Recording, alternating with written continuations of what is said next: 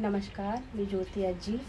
आज मी तुम्हाला साध्या आणि सोप्या पद्धतीने दही मिरच्या कशा बनवायच्या हे शिकवणार आहे. नमस्कार मित्रांनो, मी पूजा. जसं आपण माहिती केली की आज आपण दही मिरच्या कशा बनवायच्या अगदी साध्या सोप्या प्रकारे ते शिकणार आहोत. तर आपल्याला लागलेल्या ढोबळ्या मिरच्या या प्रकारच्या तुम्ही मार्केटमधून आणू शकता. त्यानंतर त्याला प्रॉपर वॉश करायचं आहे, जेणेकरून काही माती वगैरे तशी तर युजली नसतेच, पण ती नसायला पाणी निथरून घ्यायचं आणि त्यांना छान प्रकारे हवेमध्ये वाळून घ्यायचं, जेणेकरून त्याचं पाणी पूर्ण निघून जाईल. मग मिरच्यांवर प्रत्येक मिरच्यावरती असे काप करायचे. हे लक्ष द्यायचं की मिरची सरळ असेल तर तुम्ही कुठल्याही बाजूने काप केला तर चालेल, पण जर मिरची तुमची अशी तिरपी असेल, थोडीशी वाकलेली असेल आहे, तर तिला उघड्या म्हणजे वरच्या बाजूनी काप करायचे. नंतर आता आपल्याला मिरचीमध्ये घालायला म्हणजे लावायला दही आणि मीठ लागेल. ते तुमच्या अंदाजाने तुम्ही घेऊ शकता. जवळपास म्हणजे आमच्याकडे 2 किलो मिरच्या घेतलेल्या, त्या आईने जवळपास अर्धा लिटर ते 3 पाव दही घेतलेलं. आणि मीठ तुमच्या चवीनुसार म्हणजे कसं असावं ते तुम्ही चेक करून घेऊ शकता, किंवा साधारणतः 2 किलो मिरच्यांना अर्धा पाव जवळपास मीठ तुम्ही वापरू शकता, म्हणजे व्यवस्थित. त्या दोन्हीला एका कंटेनरमध्ये म्हणजे मोठा टब आम्ही घेतलेला, तुम्ही भांडे घेऊ शकता स्टीलचं वगैरे. शक्यतो जर्मन घेऊ नका, कारण दहीचा त्रास होऊ शकतो त्याला. दहीमुळे ते खराब होतं. तर तुम्ही एखादं प्लास्टिक किंवा स्टीलचं भांडं वापरलं तर बेटर ऑप्शन आहे. त्यानंतर ज्या मिरच्या आपण काप केलेल्या आहेत त्या घेऊन घ्यायच्या आणि प्रत्येक मिरचीमध्ये या प्रकारे जसं आता दाखवलं जातं आई करते त्या प्रकारे तुम्हाला प्रत्येक मिरचीमध्ये दही आणि मिठाचं जे मिश्रण आपण केलेलं ते प्रॉपर कोट करून घ्यायचं आहे. यामुळे काय होतं, प्रत्येक मिरचीला प्रॉपर दहीचा टेस्ट आणि प्रॉपर मिठाची चव म्हणजे प्रॉपर ते व्यवस्थित बसतं.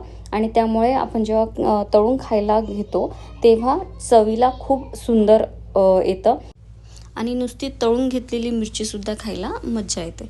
आता इथे जसं तुम्ही बघू शकता, नवीशच्या आजीने पूर्ण दही आणि मीठ एकसोबत नाही टाकलेलं, थोडं दही आणि थोडं मीठ घेतलेलं, कारण जसं गरज पडेल तसं घेता येईल. जर तुम्ही आधीच पूर्ण मिश्रण एकसोबत करून घेतलं तर मे बी हे होऊ शकतं की तुम्हाला जास्त होईल, म्हणजे ते मिश्रण गरजेपेक्षा जास्त बनेल तर वाया जाईल, म्हणून थोडंच बनवा. आता मिरच्याला पूर्ण लावून झालेलं आहे आपलं दही आणि मिठाचं मिश्रण. त्याला रात्रभर आता असंच ठेवायचं आहे. यावरती काहीतरी झाकून द्या, जेणेकरून कीड वगैरे किंवा मच्छर वगैरे त्यावर काही बसणार नाही.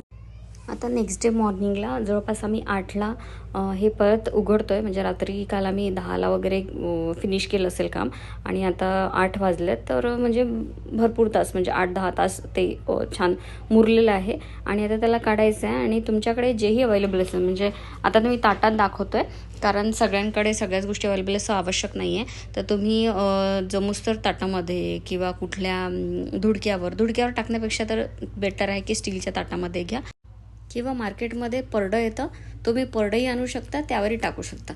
बट सगळ्याकडे परडं नसतं, म्हणून आम्ही परड्यावर न टाकता आम्ही ताटामध्ये टाकलं, जेणेकरून दाखवायला सोपं होईल आणि तुम्हाला करायला सुद्धा सोपं वाटेल, कठीण काही वाटणार नाही. आता अशा प्रकारे आम्ही काढून घेतलेलं आहे आणि मिरच्या सगळ्या उन्हामध्ये ठेवून दिलेल्या आहे. तुम्हाला हे 3 ते 4 दिवस आरामशीर उन्हामध्ये वाळावं लागेल, तेव्हा जाऊन हे प्रॉपर वाळतील आहे.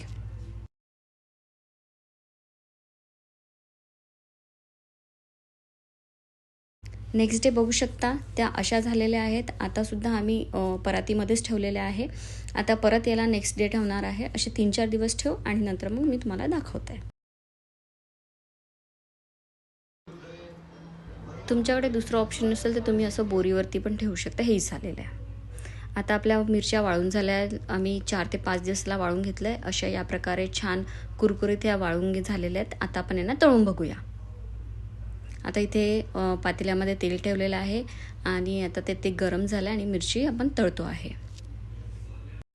या मिरच्या या प्रकारे जर तुम्ही केल्या तर या वर्षभर आरामशीर तुमच्या टिकतात, त्याला काहीही गरज पडत नाही वेगळ्या काय करण्याची.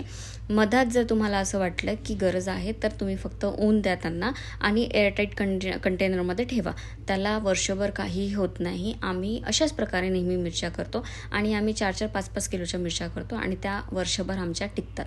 या भाजीसोबत म्हणावं, वरणा भातासोबत म्हणावं किंवा कुठल्याही पद्धतीच्या भाजीसोबत किंवा जेवणासोबत त्याला घेऊ शकता. खायला खूप चविष्ट आणि खूप छान वाटतात, त्यामुळे तुम्ही ट्राय करू शकता. आता इथे आपल्या अशा प्रकारे मिरच्या तळून झालेल्या आहे. गरम असताना त्याला हात लावू नका. एक तर हात भाजेल, दुसरं त्या चामट असतात तर ते प्रॉपर वाटणार नाही. एकदा त्या गार झाल्या की ते प्रॉपर कडक होतात आणि खायला पण छान वाटतात. तुम्ही त्याला असं बारीक कुचकरा करून पण खाऊ शकता किंवा अख्खी मिरची पण तुम्ही जेवणासोबत घेऊ शकता. कुठल्याही प्रकारे खायला खूप चविष्ट वाटते आणि छान वाटते. तुम्ही या मिरच्या नक्की करून बघा आणि आम्हाला कमेंट्समध्ये नक्की कळवा, म्हणजे पुढे आम्हाला अजून असेच साधे सोपे रेसिपीज आणता येईल. आणि पूर्ण व्हिडिओ बघा. खूप खूप धन्यवाद.